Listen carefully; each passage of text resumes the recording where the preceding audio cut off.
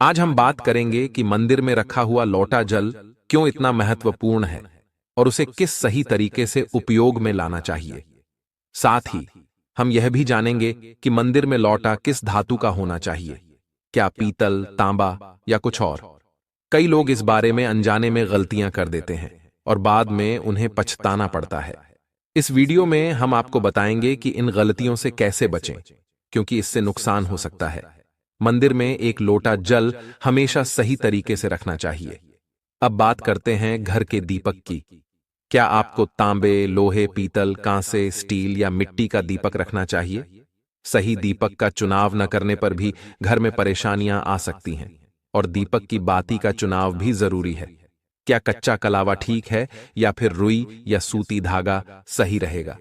इन छोटी छोटी बातों की अनदेखी से पितृदोष, शनि दोष, काल सर्प दोष या गरीबी जैसी समस्याएं हो सकती हैं। दोस्तों, यदि आप इस वीडियो को बीच में छोड़ने का सोच रहे हैं तो आप अभी छोड़ सकते हैं, लेकिन कृपया ध्यान रखें, अगर आप लक्ष्मी माता का अपमान करते हैं तो यह आपके लिए शुभ नहीं रहेगा। अब बहुत से लोग यह सवाल पूछते हैं कि मुख्य द्वार पर जल छिड़कने का सही समय और तरीका क्या है। क्या इसे स्नान के बाद करना चाहिए या बिना स्नान के भी किया जा सकता है? और क्या झाड़ू लगाने से पहले जल छिड़कना चाहिए या बाद में? एक और सवाल जो अक्सर पूछा जाता है वह है, क्या पीरियड्स के दौरान मुख्य द्वार पर जल छिड़क सकते हैं या दीपदान कर सकते हैं? और जब मुख्य द्वार पर जल चढ़ाएं तो इसे अंदर की तरफ से चढ़ाएं या बाहर की तरफ से? फ्लैट या किराए के घर में रहने वाले लोग भी पूछते हैं कि मुख्य द्वार पर दीपदान और जल छिड़कने का सही तरीका क्या है। आज का वीडियो इन्हीं सवालों के जवाब पर आधारित है। सबसे पहले हम यह जानेंगे कि घर के बाहर और अंदर दीपक जलाने के क्या फायदे हैं। खासकर घर के बाहर दीपक जलाने से जो 5 बड़े फायदे होते हैं वह आपको चौंका सकते हैं। भगवान की पूजा में दीपक जलाने का महत्व तो सभी जानते हैं।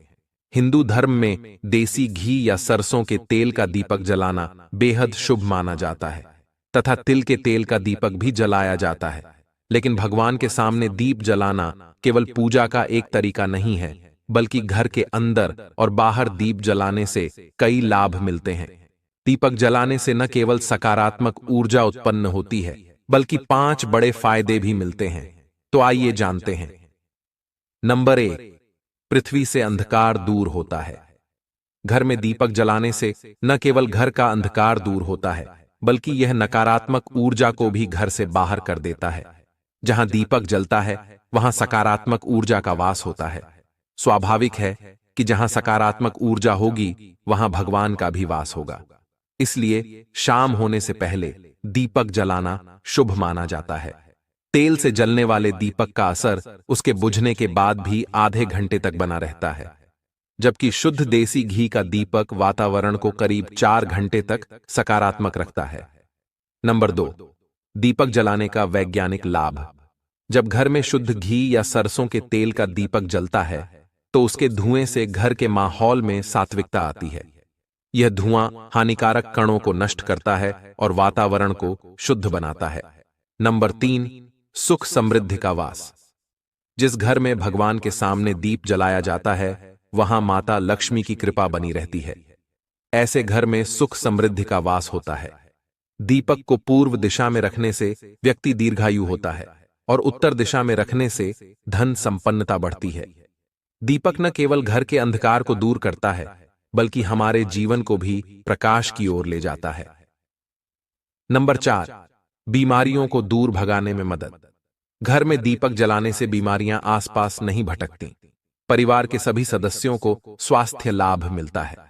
खासकर अगर दीपक के साथ एक लौंग भी जला दी जाए तो इसका असर 2 गुना हो जाता है। यह त्वचा संबंधी बीमारियों को दूर करने में मदद करता है। नंबर 5, शुभ शक्तियों को आकर्षित करना। सनातन धर्म के अनुसार जिस घर में सुबह शाम दीप जलाया जाता है वहां कभी अंधकार नहीं होता। ऐसा घर शुभ शक्तियों को आकर्षित करता है। जलता हुआ दीपक शुभ शक्तियों को चुंबक की तरह खींचता है, जो घर के लिए अत्यंत लाभकारी होता है। तो दोस्तों, अब जानते हैं कि मुख्य द्वार पर जल छिड़कने का सही समय और विधि क्या है। अगर आप मुख्य द्वार पर जल चढ़ाते हैं तो आपको यह ध्यान रखना है कि जल को रात में सोने से पहले एक पात्र में भरकर रखना चाहिए। आप कोई भी पात्र ले सकते हैं, जैसे तांबे, पीतल, स्टील या चांदी का। यदि गंगा जल उपलब्ध हो तो उसे थोड़ी मात्रा में डालें और फिर शुद्ध जल से पात्र भर दें। अगर गंगा जल नहीं है तो केवल शुद्ध जल भी पर्याप्त है।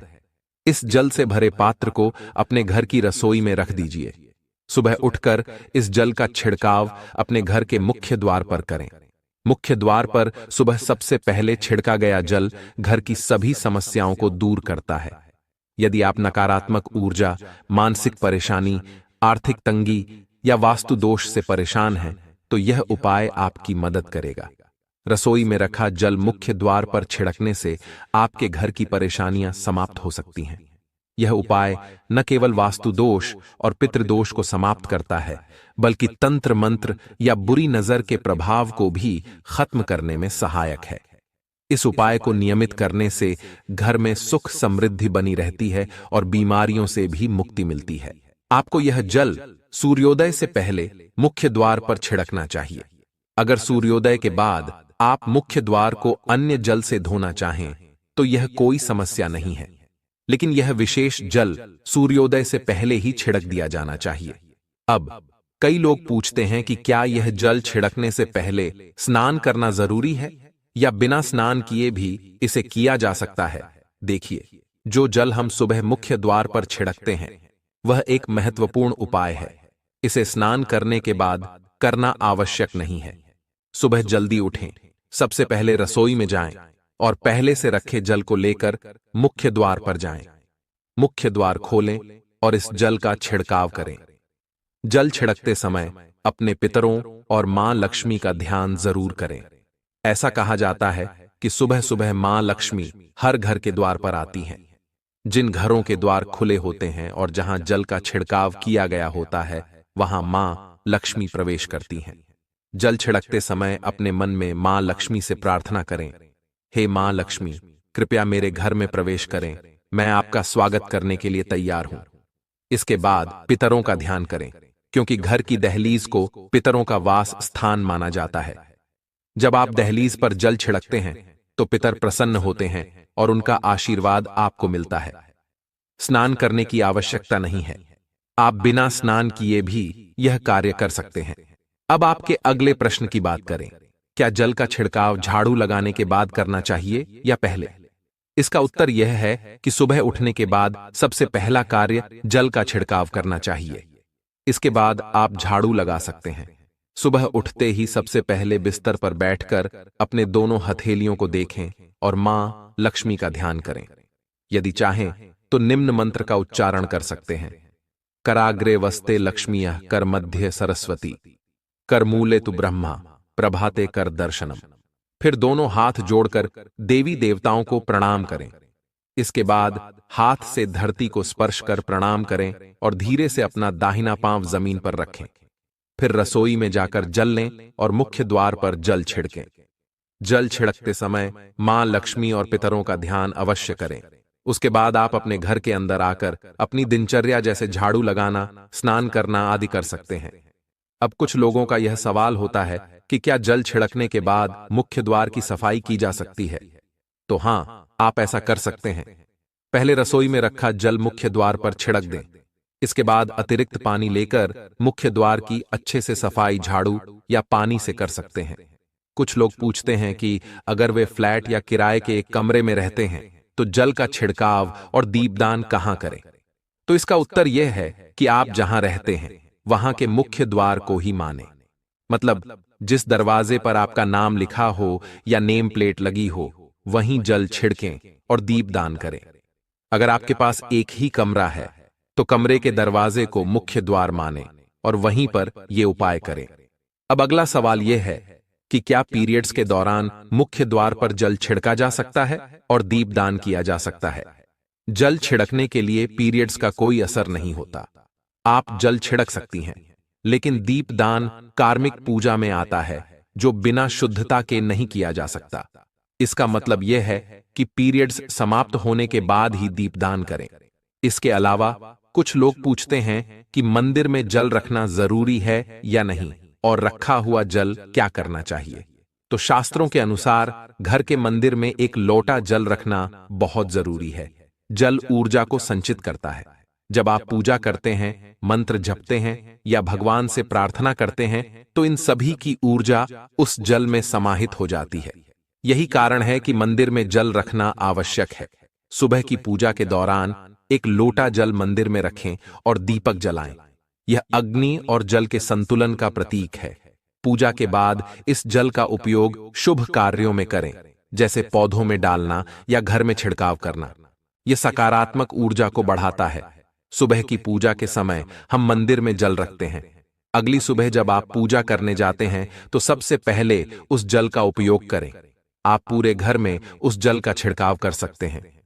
यह जल आपके घर को शुद्ध करता है, क्योंकि यह सकारात्मक ऊर्जा से भरा होता है। इससे कई बीमारियां भी दूर हो जाती हैं और घर में नकारात्मक ऊर्जा का प्रवेश नहीं होता। अगर आप नियमित रूप से इस जल का छिड़काव करते हैं तो आपके घर की समस्याएं धीरे धीरे खत्म हो जाती हैं। कभी कभी लोग यह शिकायत करते हैं कि दवाइयां असर नहीं करती। ऐसे में अगर दवाइयों के साथ साथ रोगी को इस जल से पानी दिया जाए तो दवाइयां जल्दी असर करने लगती हैं। इसी तरह अगर परिवार में कलह और झगड़े रहते हैं तो परिवार के सभी सदस्य इस जल को थोड़ा थोड़ा पी सकते हैं। इससे धीरे धीरे सकारात्मक विचारों का प्रवाह शुरू होता है और घर में शांति और समन्वय आता है। अगर आपका कोई व्यापार है या दुकान है तो इस जल का थोड़ा सा छिड़काव वहां भी करें। यह आपके व्यापार को सफल बनाता है और किसी भी तरह की परेशानी से बचाता है, क्योंकि यह जल बेहद सकारात्मक ऊर्जा से भरा होता है। अब बात करते हैं कि मंदिर में जल क्यों रखा जाता है। जल को अमृत माना जाता है और यह देवी देवताओं के लिए विशेष महत्व रखता है। मंदिर में एक लोटा जल रखना उतना ही आवश्यक है जितना कि आप रोजाना भोजन करते हैं। जब हम भगवान की पूजा करते हैं तो तांबे या पीतल के पात्र में एक लोटा जल जरूर रखना चाहिए। यह जल एक सागर की तरह होता है और हमारे जीवन के दुखों को समाप्त करने में मदद करता है। यदि कोई व्यक्ति भगवान को रोजाना भोजन नहीं कर सकता तो वह मंदिर में एक लोटा जल रख सकता है, जिससे उसकी पूजा पूरी होती है, ताकि भगवान इसे ग्रहण करें और यह जल रूपी प्रसाद अगले दिन सुबह आप प्रसाद समझकर ग्रहण करें। लेकिन याद रखें, मंदिर में रखा जल कभी भी तुलसी में अर्पित नहीं करना चाहिए, क्योंकि यह जल सभी देवी देवता ग्रहण करते हैं। हाँ, अगर आपके घर में लड्डू गोपाल या राधा कृष्ण हैं और आप एक लोटा जल उनके लिए अर्पित करते हैं तो आप अगले दिन यानी सुबह के समय वह जल तुलसी में चढ़ा सकते हैं। मंदिर में रखा जल अगले दिन यानी सुबह अपनी आंखों को धोने के लिए प्रयोग करें। इससे आंखों की रोशनी बढ़ती है और आंखों की बीमारियां दूर होती हैं। शास्त्रों के अनुसार जो लोग मंदिर में एक लोटा जल भरकर नहीं रखते, उनके घर में अकाल पड़ जाता है, घर की स्थिति खराब हो जाती है, परिवार में मुसीबतें आ जाती हैं और गरीबी का सामना करना पड़ता है। आप चाहे तो एक लोटा जल में फूल आदि डालकर रख सकते हैं, जो बहुत शुभ माना जाता है। मंदिर में रखा जल का एक और उपयोग यह है कि इसे घर की रसोई में, खाना बनाने में या पीने में भी प्रयोग कर सकते हैं। लेकिन यह जल तभी इस्तेमाल करें जब आपके घर में सात्विक भोजन बनता हो। अगर लहसुन या प्याज का इस्तेमाल होता है तो इस जल का प्रयोग खाना बनाने में नहीं करें। इस जल को परिवार के सभी सदस्य थोड़ी थोड़ी मात्रा में पी सकते हैं और बचा हुआ जल आप घर के पौधों में डाल सकते हैं। यह जल व्यर्थ नहीं होता, इसके बहुत सारे उपयोग होते हैं। अगर हम सही तरीके से इसका प्रयोग करें तो यह हमारे जीवन की परेशानियों को सुलझा सकता है। मंत्रों से अभिमंत्रित जल बहुत शक्तिशाली होता है और हमारे घर के मंदिर में रखा जल देवताओं का आशीर्वाद होता है, क्योंकि वह हमेशा देवताओं के पास होता है। इस जल में सभी सकारात्मक शक्तियां समाहित होती हैं और अगर हम इसका सही प्रयोग करें तो यह हमारे जीवन में सकारात्मक परिवर्तन ला सकता है। मतलब आप जल को पीने, खाना बनाने, घर में छिड़काव करने में इस्तेमाल करते हैं तो इससे हमारी समस्याओं का समाधान होता है। और अगर कोई भी कार्य नियमित तौर पर किया जाता है तो हमें उसका लाभ जरूर मिलता है। कभी कभी करेंगे तो उतना लाभ दिखाई नहीं देगा, लेकिन अगर आप नियम बना लें कि हर रोज उसी जल से घर में छिड़काव करना है, घर के हर व्यक्ति को थोड़ा थोड़ा पीने के लिए देना है, बचा हुआ जल पौधों में डालना है, दुकान पर छिड़कना है, व्यापारिक स्थल पर छिड़काव करना है, बच्चों की किताबों और तिजोरी में छिड़काव करना है, तो आपको निश्चित ही चमत्कार देखने को मिलेगा। इसी तरह से जो रसोई में रखा हुआ जल होता है, उसका छिलका आप अपने घर के मुख्य द्वार पर रखें, तो इसका लाभ बहुत जल्दी दिखाई देगा। लेकिन इसे अपने रूटीन में शामिल करना होगा और प्रतिदिन नियम से यह कार्य करना होगा, तभी आपको लाभ मिलेगा। कई लोगों के सवाल होते हैं कि मंदिर में रखा जल जब हम अगले दिन उठाते हैं तो उसमें कभी कभी कीड़े मकोड़े पड़ जाते हैं, तो क्या हम उसे ढक सकते हैं? हाँ, आप उसे पूजा के बाद किसी प्लेट या कटोरी से ढक सकते हैं। जब आप अगले दिन उस जल को उठाएंगे तो वह बिल्कुल शुद्ध और साफ सुथरा होगा। आप इस जल का प्रयोग किसी भी कार्य में कर सकते हैं। जब भी आप घर के मुख्य द्वार पर जल छिड़काव करें तो गणेश जी का मंत्र ओम गणपतये नमः जरूर बोलें। और जो हमने आपको वीडियो में बताया है उसे ध्यान से समझकर अपने घर के मुख्य द्वार पर जल का छिड़काव करें। अब जानते हैं कि दीपक किस पदार्थ का होना चाहिए, लोहे का, तांबे का, पीतल का, कांसे का, स्टील का या मिट्टी का। आखिर घर में कौन सा दीपक रखना शुभ माना जाता है? अगर गलती से भी घर में गलत पदार्थ का दीपक रखा है तो पूरा घर अस्त व्यस्त हो जाएगा, कंगाल हो जाएगा और बर्बाद हो जाएगा। देखिए, स्टील के दीपक में पूजा करने से घर में शनि को नाराज किया जाता है। लोहे के दीपक से भी पूजा नहीं करनी चाहिए क्योंकि इससे घर में गरीबी आ जाती है। बाजार में लुभाने के लिए कांच के दीपक भी आ गए हैं, लेकिन बिल्कुल भी गलती से भी घर में कांच का दीपक न लाएं, नहीं तो राहु केतु आपके घर में आ सकते हैं और घर बर्बाद हो सकता है। कांच का दीपक शनि और राहु को नाराज करता है। तांबे का, पीतल का और मिट्टी का दीपक धन की देवी लक्ष्मी को आकर्षित करता है। घर में कोई भी अन्य प्रकार का दीपक लाना सही नहीं माना जाता। पीतल और मिट्टी के दीपक को शुभ और मंगलकारी माना जाता है क्योंकि यह शनि और राहु केतु को प्रसन्न रखता है, साथ ही मंगल ग्रह का भी असर कम करता है। कच्चा कलवा और रुई से जलने वाला दीपक सर्वोत्तम होता है। जो लोग सूती धागे से हाथ पर बांधने वाली बाती तैयार करते हैं उनके घर में समस्याएं और गरीबी आ सकती हैं। रुई और कच्चा कलवा का दीपक ही शुभ माना जाता है। अब जानते हैं मंदिर में घंटी क्यों बजाई जाती है। शंकर के मंदिर में घंटी बजाने का उद्देश्य क्या है? ताली क्यों बजाई जाती है? शास्त्रों के अनुसार जब भी आप मंदिर या घर में घंटी बजाते हैं तो शिव महापुराण, लिंग पुराण और विष्णु पुराण में कहा गया है कि घंटी का नाद करते ही जितने तीर्थ हैं, साधक जो साधना कर रहे हैं, जप और तप हो रहे हैं, जितने दान किए जा रहे हैं, उन सभी पुण्यों का फल उस समय आपके खाते में जमा हो जाता है। अब मंदिर में ताली बजाने का महत्व भी समझें। जब लोग भजन कर रहे होते हैं, साधना में होते हैं, अभिषेक कर रहे होते हैं या पूजा में व्यस्त होते हैं तो 3 बार ताली बजाने से उनका पूरा पुण्य हमारे खाते में आ जाता है, जिससे हमारा भाग्य उज्जवल हो जाता है। एक महत्वपूर्ण बात यह है कि घर में गरुड़ घंटी का नाद करना बेहद शुभ माना जाता है, मगर बच्चों को खेल के तौर पर घंटी नहीं दी जाती क्योंकि घंटी का नाद करते समय सभी का पुण्य हमारे खाते में आ जाता है। इसलिए घंटी का नाद केवल पूजा और भजन के समय ही करना चाहिए, इसे खेल खिलौने के रूप में न लें। मंदिर में घंटी बजाने का तरीका भी महत्वपूर्ण है। यह हमेशा प्रेम और श्रद्धा से बजानी चाहिए, न कि जोर जोर से। कई बार लोग मंदिर का पट बंद होने के बाद भी घंटी बजा देते हैं, जिससे पाप लगता है। अगर भगवान मंदिर में विश्राम कर रहे हैं तो उस समय घंटी बजाना घोर पाप माना जाता है। मंदिर बंद होने पर घंटी को रस्सी से बांध दिया जाता है ताकि वह न बजे। घंटी बजाने का सबसे शुभ समय सुबह 4 बजे से लेकर 11 बजे तक होता है क्योंकि यह समय अत्यंत मंगलकारी होता है। इसके अलावा शाम 6 बजे से रात 11 बजे से पहले भी घंटी बजाई जा सकती है। रात 12 बजे के बाद मंदिर के पट बंद कर दिए जाते हैं और देवी देवता विश्राम करते हैं। इस समय घंटी बजाना पुण्य के बजाय पाप का कारण बन सकता है। दोस्तों, आज की जानकारी आपको कैसी लगी? कृपया कमेंट करके हमें बताएं। अगर आप माता लक्ष्मी का सम्मान करते हैं तो एक लाइक जरूर करें